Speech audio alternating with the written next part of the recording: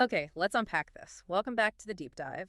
We're here to sift through those sources you send and turn all that complex info into something clear, something you can actually use. So today, we're really digging into strategy, being proactive.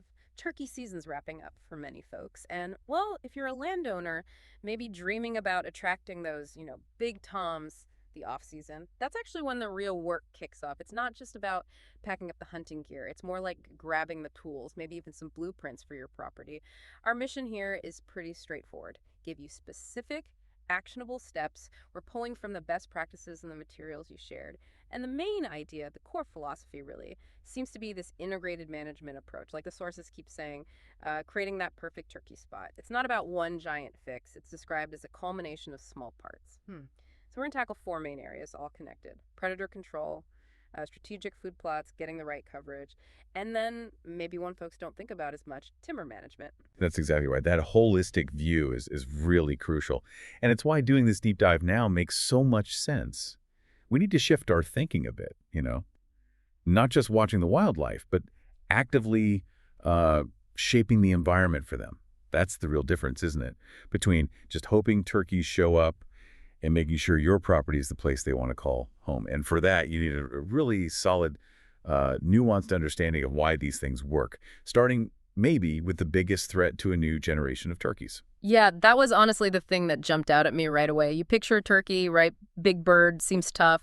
But the research actually points out they're, quote, essentially defenseless to anything bigger than a bug, which is, wow, that kind of vulnerability means they're hunted constantly. And not just by the obvious predators. What's fascinating here is it's not primarily about adult birds getting hunted, though that happens. The real damage, ecologically speaking, comes from nest predation. Right. You look at the numbers. The overwhelming majority of eggs in Yeah. those tiny young poults, they're lost to critters raiding the nest. Hmm.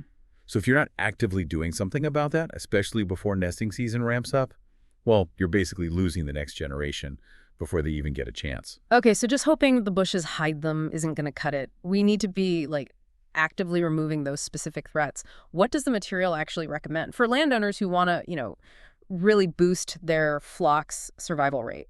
Well, the main recommendation is really a combination of active control methods, Yeah. specifically hunting and maybe even more importantly, trapping. You got to target the most effective nest raiders. Correct. And when you look at the list of common predators mentioned, bobcats, coyotes, hawks, and especially raccoons, each one needs a slightly different strategy. Raccoons, for instance, they come up again and again as maybe the most effective nest predator. They're just really good at finding nests. So effective trapping, particularly late winter, early